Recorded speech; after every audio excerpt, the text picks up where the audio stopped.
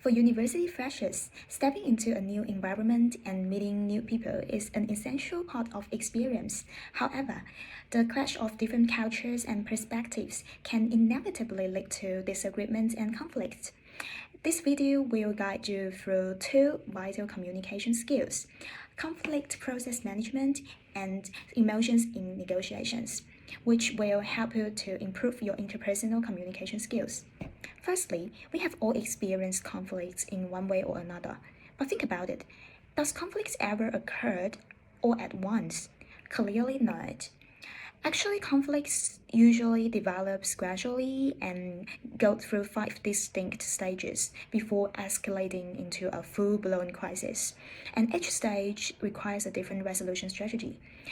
And this video, I will illustrate it with a case from my own experience. The characters of the first stage. In this case, one of my roommates, let's call her A, caused some discomforts due to her hygiene and daily habits. And we can notice that the atmosphere in our dorm changed noticeably. However, rather than feeling angry, we were more puzzled, just asking why she acting like this. Second stage. In our situation, some of the roommates text roommate A kindly and remind her of our shared expectations and ask for mutual understanding. However, roommate A ignored the message and offering no response, which frustrated the others and prevent us from communicating. We tried reasoning her, mentioned that her behavior violated the roommate agreement. However, to avoid damage our relationship, we didn't confront her directly, even though she continued ignoring the group chat. Next stage. A few days later, roommate A left our group chat and blocked us completely. We lost our online means of communications. Our initial confusion turned into anger now, and we then resort to posting handwritten notes in public area to deliver messages. When it comes to the tension stage, frustrated by the inefficiency of indirect communication, we decided to talk to roommate A in person. Unfortunately, the conversation escalated into conflict. We calmly explained it that quitting the group chat is a kind of ignoring us and avoiding communication. However, roommate A thought that we were targeting her. Tempers flared on both sides and the communication ended badly. The final stage. After the argument, there was tension and discomfort in the dorm. Two of the roommates even experienced emotional distress and avoided each other.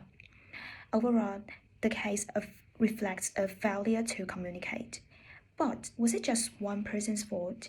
Could the outcome be different if we take another communication strategy? When dealing with conflict, negotiation is often the method preferred to make sure that everyone's interests are protected. In our case, the negotiations during the tension stage proved to be a vital step. Both parties were emotionally charged.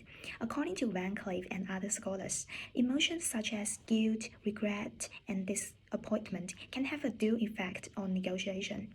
Research suggests that negotiators are more likely to offer greater concessions to counterparts who display emotions such as disappointment or worry, often categorized as supplication emotions, compared to those who remain emotionally neutral. However, when opponents express emotions such as guilt or regret, which are categorized as appeasement emotions, negotiators tend to reduce the size of their concessions. Returning to our case, if in the misunderstanding stage we had showed our disappointment or expressed our concerns about the dorm relationships instead of just stating facts, the outcome might have become different. Roommate A might not have ignored the messages. However, regulating emotions is only part of the equation. The key lies in building trust. In our case, roommate A's decision to leave the group chat during the misunderstanding stage was a sign that she was losing trust in the dorm.